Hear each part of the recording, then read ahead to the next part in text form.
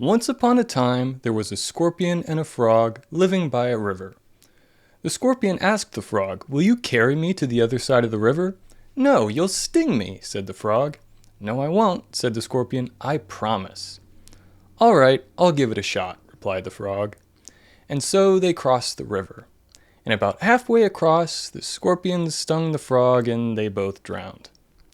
Now, this was nothing new. Every once in a while, a particularly ambitious scorpion would convince a particularly foolhardy frog to take him across the river, always ending the same way. This left the scorpions at an impasse. They began to wonder what kind of scorpion could make it to the other side of the river. What makes a scorpion anyway? What would the ideal scorpion look like?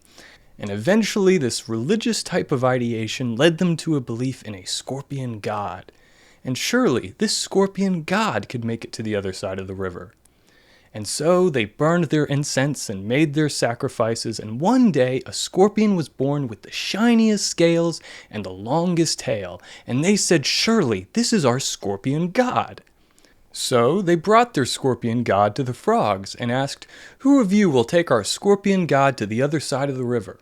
Sure enough, one particularly foolhardy frog said, "I'll give it a shot." So their scorpion god crawled on the frog's back and they crossed the river. And about halfway across, the scorpion god stung the frog and they both drowned. Now the scorpions are quite put off by this and they begin to think, hey, if the problem isn't us, it's them. So they start making the frogs make sacrifices to their scorpion god so those frogs can become better scorpions, because surely the frogs were the problem. Unbeknownst to the scorpions, the frogs had a frog god of their own, and rather than demand sacrifices, he only ever wanted them to act like frogs. But now they weren't. They were being forced to act like scorpions. So after the scorpions incarnated the scorpion god for a second time, the frog god decided he would incarnate too and settle this once and for all. And so one day a frog was born with the slimiest back and the longest tongue, and the frog said, "Surely this is our frog god. He will take the scorpions across the river so we can end this conflict." So the frogs take their frog god to the scorpions and their scorpion god, exclaiming, "Here is your man. He will take you across." The scorpions are quite embarrassed at this. They had no idea the frogs had a god of their own, but surely they all agreed, now it's clear, that frogs only ever have to be the best frogs they can be, and scorpions the best scorpions they can be, and they will all make it across the river.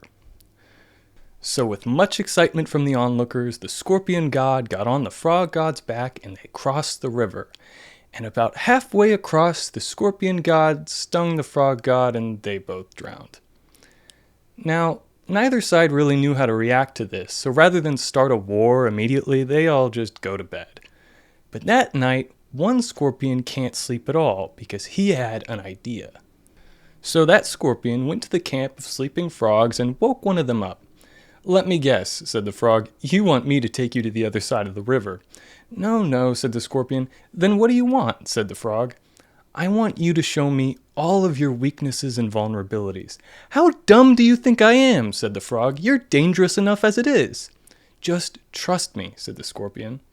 The frog, doubtful, slowly lifts his hand to point out a particularly soft and vulnerable spot on his head. In response, the scorpion peeled off a piece of his own shiny black armor and placed it on the spot the frog pointed out for him.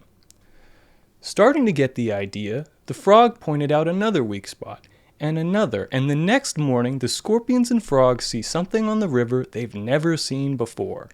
A bare naked scorpion riding a shiny armored frog. Now, they aren't sure what they're looking at, but they know what to expect.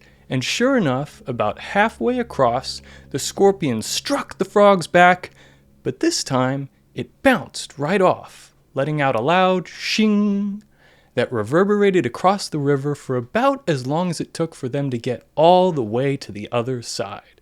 Now, to this day, most scorpions aren't willing to give up their armor, and most frogs certainly aren't willing to point out their weaknesses and vulnerabilities. But from that day on, every scorpion and every frog knew one thing for sure. Their weakness was not in their nature, it was in their fear. Together, they could accomplish what their gods alone could not. Through trust and sacrifice, they could accomplish something that would be impossible alone.